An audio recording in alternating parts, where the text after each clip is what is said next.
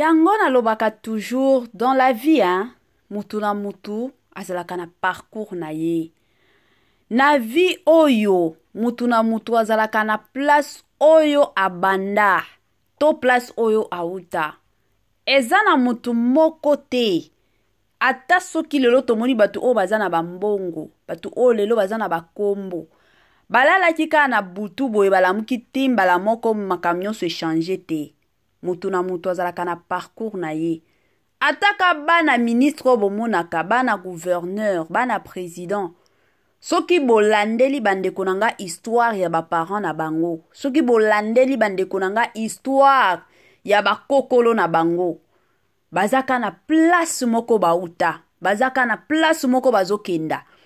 Yango ezalaka toujours malamu mingi. Soki lelo moni kombo ya mutu ekomi kolobama. Soki lelo moni kombo ya mutu ekomi populaire.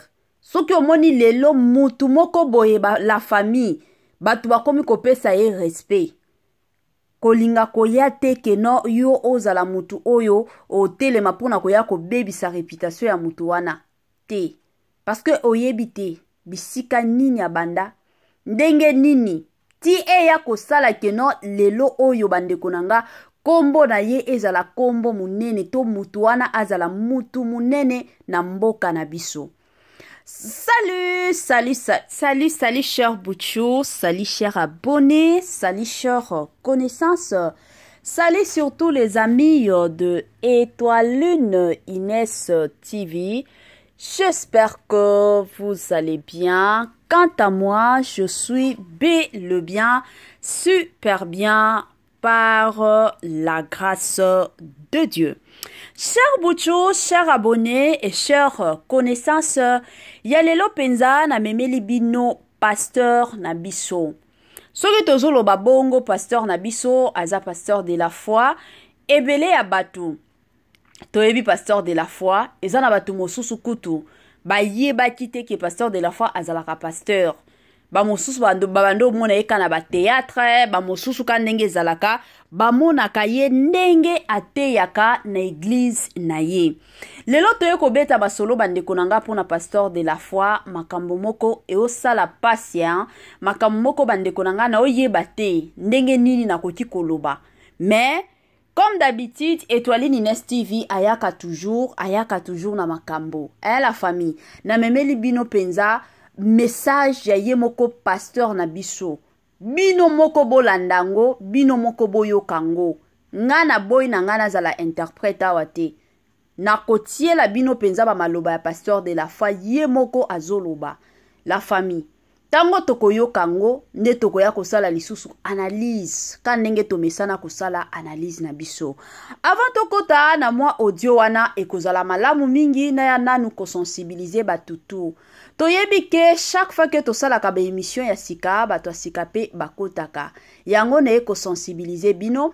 Si c'est la toute première fois, ya kokota penza na chaîne na biso, chaîne moko kitoko, chaîne ya ba analyse somo, chaîne moko ya ba information pas possible. Je vous prierai surtout de vous abonner massivement. Abonnez-vous. Cliquez aussi sur la cloche de notification pour surtout recevoir les nouveautés de notre chaîne. Aimez la vidéo, la famille, commentez et partagez. Et kosala biso oyo penza tolobaka na biso chaque jour, chaque minute et pourquoi pas chaque seconde. Tokos makasi. Bambote nanga na yemoko Linda Bukulu, bambote na yemoko Madame Marie-Josée Tchala, Madame Sidonia Siala, Madame Marie-Josée Mafuta, bambote nanga na yemoko Grâce Poi. Bambote na yemoko mama Céline Kaba na pesi bambote na mama Joséphine, mama Titi, mama Tina Sambia, mama Eugénie Zemanga, mama Christine Lonongo, mama Vicky Mbonzo de partout au Bolandara tellement Étoile Inès.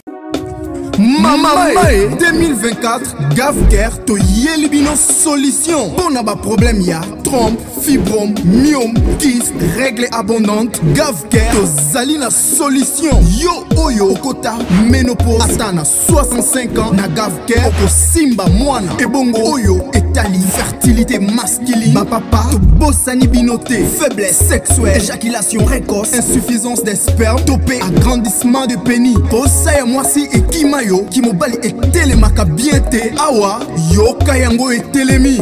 Ebongo oyo etali loposo, vergeture, babengi nduta, bouton, tache, acné. GAVCARE ba produit ya solo teint uniforme. Na 5 jours ya pamba oteli talendenge bimi kitoko na feti. Tozalina gamme complet ya Coca-Cola, ya injection, ya comprimé, na ya suppositoire. Yeah. Ozalina problème ya hémorroïde interne, topé externe. Papa, maman, kaka na 2 jours ya pamba omoni changement total. Bona maladie ya tension, diabète, AVC, topé obésité, lobiko ezali perte de poids sans okota salle de sport. Kisi ya injection pe comprimé na GAVCARE bikalibela. Olingi okima suki pe mandefu ya pembe benga biso na lombango po awa tozali na solution moko durable. Ba produit na biso nyonso ezali 100% naturel pe esalemi na ba plante na ba industrie ya Angleterre pe Allemagne. Benga biso na numéro oyo plus 44 74 05 65 35 48. GAVCARE solution ya santé na yo.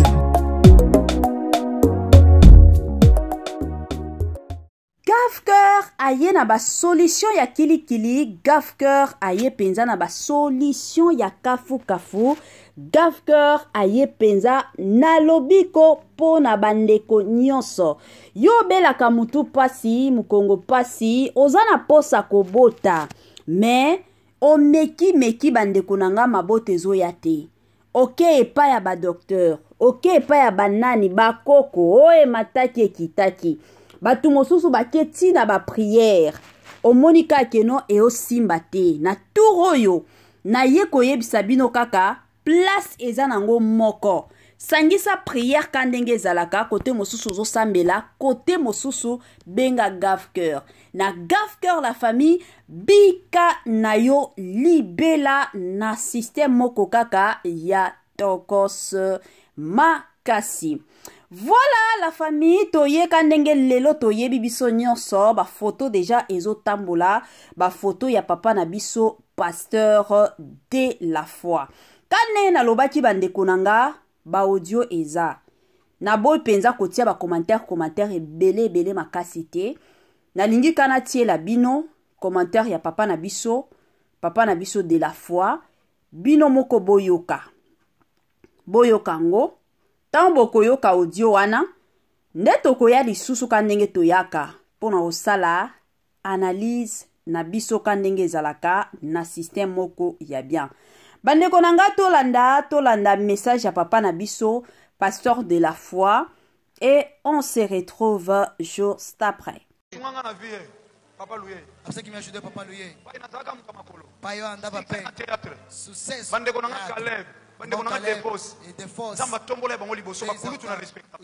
Usuellement que Soto respect. ke réunion avec président groupe. Sommes réunion président du Biso misatu wana groupe chrétien. au groupe chrétien.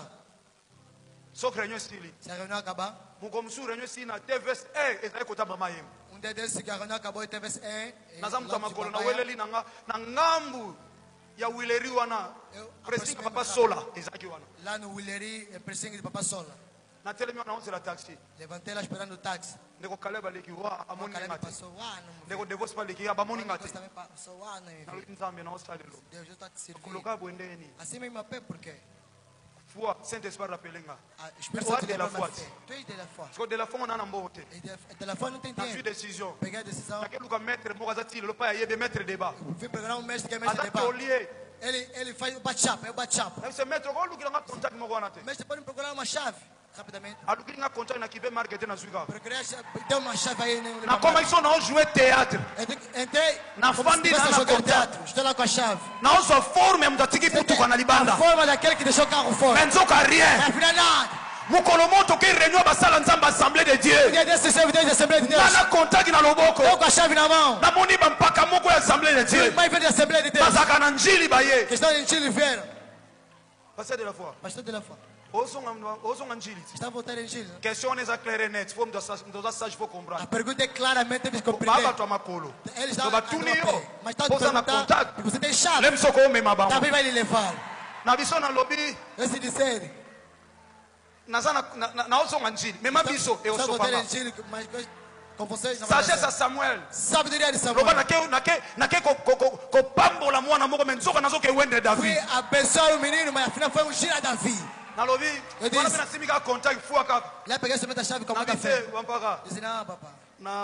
tozalaki na réunion na kasavu na bino okoma nanu kitambo nsima na Ele nem ozonga caçava, njili disse, não, vou na Quitambo, depois volto para o Chile. soki naye kotala bino na famille na bino Visitar. kotali nde toosola contact Estamos conversando mais com chave. yo moko ntango obima na balabala Quando sair na rua, olobi ka yo mona kati ya lopango pase de la fois oza na kare pastor tem carro. so obimi na babala omoni yango te Sair na rua não vem. yo moko okaniselanga natiki na kwe nini na ye Vou deixar ndenge aqui. ata nzela eza bia yo moko Mesmo que o caminho okaniselanga é bom, mas você lembra seu c'est pai. ça qu'on appelle la démonstration de la Isso foi que chama a demonstração da fé. muta de la foi azwaka eloko oyo nano asimbi na miso ya bato A te fé da fé, ela recebe aquilo Lorsque que Deus Goiás- Quando soki vem, eye se ele vem, bato bamona yango ya sika a fé vem novo. mais forme esi nazwa A kala forma já teve yango muito mwana aza tempo. lolendo Você que não tem como ter a fé. Voilà, de retour, la famille, de retour. Je suis sûre et certaine que la plupart ya bateau, Touti Kolanda, moi, témoignage ya Papa Nabiso, le pasteur de la foi. Kane na lobaki na ebandeli, eza na batu mosusu. Surtout soki, peut-être azoleka na ba moment moko difficile. Mosusu azomituna Nzambe, est-ce que situation nanga o eko changer? Nzambe, est-ce que ba mituna ezalaka ebele? Eza pe na batu mosusu omona avandi alobi moni batu wana famille wana baza penza ba chance batu wana penza Nzambe penza visita bango makasi bango penza bango nde baya na mokili biso toya ko accompagner bango na yoka bandeko mosusu baloba bongo. Pourquoi baloba bongo? Parce que bazoleka na ba moment moko difficile. Mosusu ata ya kolia bazokoka kolia te. Mosusu pour que balata, il faut bandeko moko boye, to ba camarade moko boye, to ba connaissance moko boye. Tant ba olata lata bilamba ba moni keno bilamba oyo enzuluki. Nde omona batindeli bango, bakabeli bango pe bakomi kosala nini kolata. Yango omona batu mosusu bakomaka deja na niveau wana akomi koloba keno biso toyaki ka ko accompagner batu na se ya mokili. Mais bandeko nanga soki na memelaki bino histoire ya pasteur de la foi eza message moko etouchaki nga personnellement. Je suis sûre et certaine que message oyo ekoya pe ko toucher bandeko na biso mosusu. Eza ka message eya ko encourager yo que situation oyo za nango lelo. Oyo eza nango lelo bandeko nanga eza situation oyo eye ko déterminer te futur na yo. Peut-être lelo oyo zolala nzala, lelo oyo zolia te. Metia na mutu ke lobi to après lobi kunwa.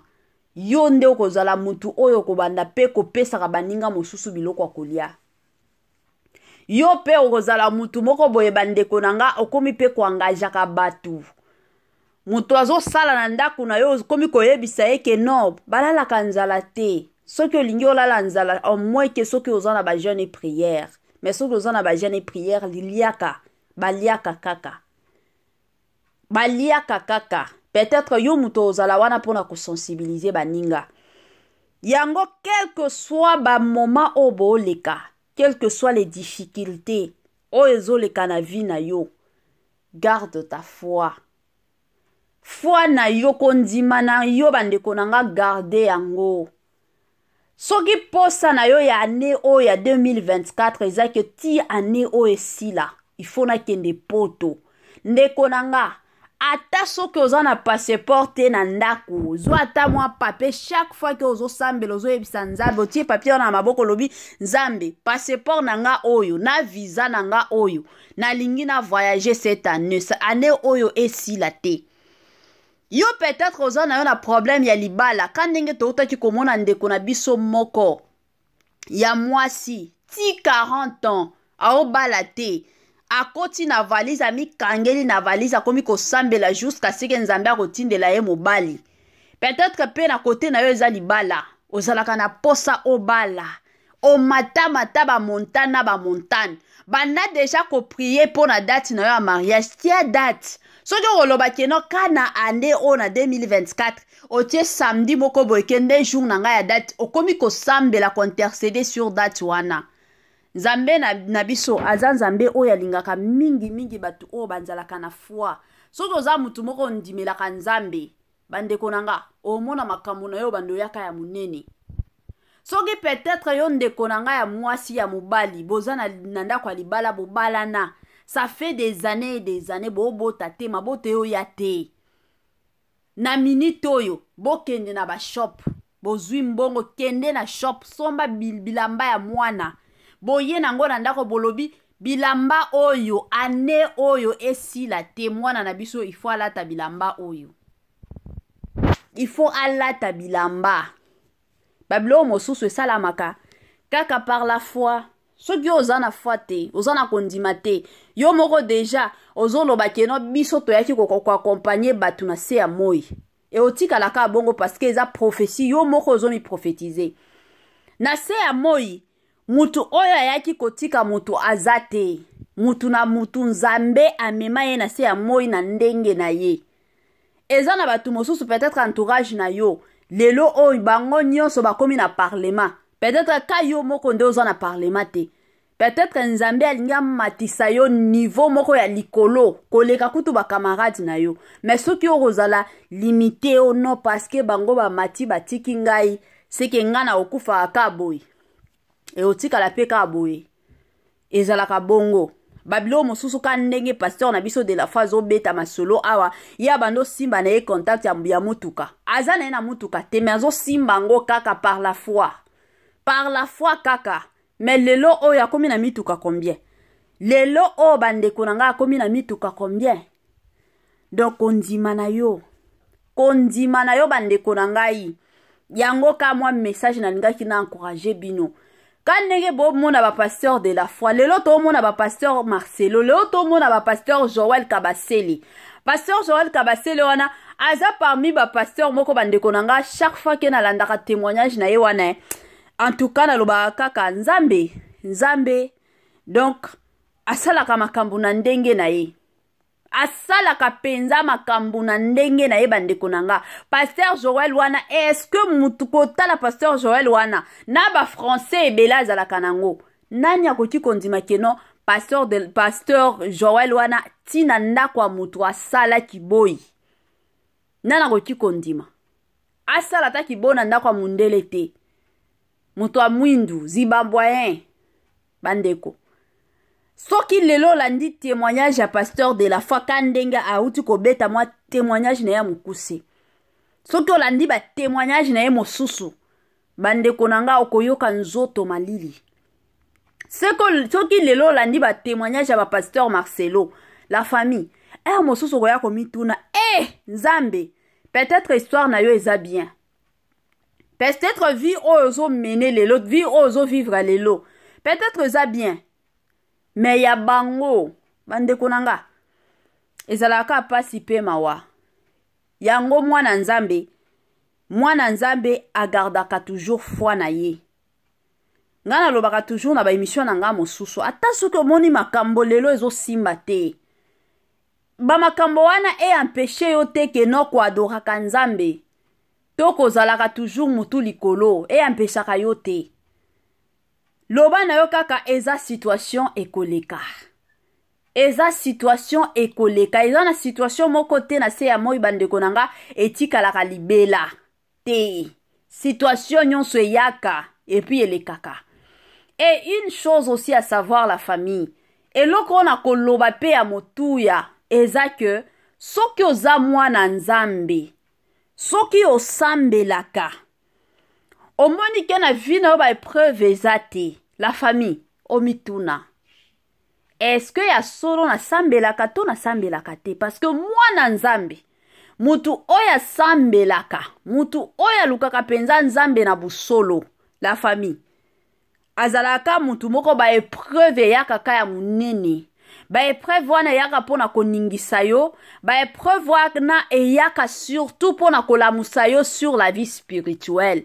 Ba épreuve wana eyaka teke non pour que eya kosala soki ndenge nini te, kolamusa yo surtout sur la vie spirituelle. Quelle que soit ba situation zoleka. Komi tout na kutu ba question te que non, est-ce que nzambe ayebi, est-ce que nzambe azomona nga, nzambe azomona yo, azoyoka yo, nzambe a permettra situation oana ekota na vie na yo. Yemo kwa ayebi le pourquoi a permettra situation oana ekota na vie na yo. Alors quand ne Bible yebisaka biso na situation nyonso tokumisaka nzambe. Yango Bible yebisaka biso. Quelle que soit ba situation zoleka nango. Na ebite message oyo za message anani na ebite yo mutuka ko ozwa message oyo en tout cas quel que soit ba moment oyo zoleka nango na minute oyo eloko kana osenga na yo garde ta foi en Dieu, garde ta foi. Rendez-vous à ne pas manquer le 19 mai 2024 au stade de Martyr avec le pasteur Moïse Mbiye. Bienvenue, bienvenue, welcome, welcome, karibu kwa wote. L'invitation est cordiale à tout le monde, la famille dans mutu nyonso openza azalaka na posa okota na mozindo ya prière. Rendez-vous le 19 la famille na stade de Martyr avec le pasteur Moïse Mbiye. Jour wana bandeko nanga, adoration sur adoration, louange sur louange. Jour wana batu oyo babelaka, batu oyo bakota ba jeune na ba jeune ba priya ba solution ezate. Mais jour à le 19 la famille et kozalande somo stade de Martyr. Est-ce que vous êtes prêts? Est-ce que vous êtes prêtes? Wana toromona na kaka le 19 mai na stade de Martyr avec le pasteur, le plus grand pasteur surtout de la République démocratique du Congo na stade de Martyr.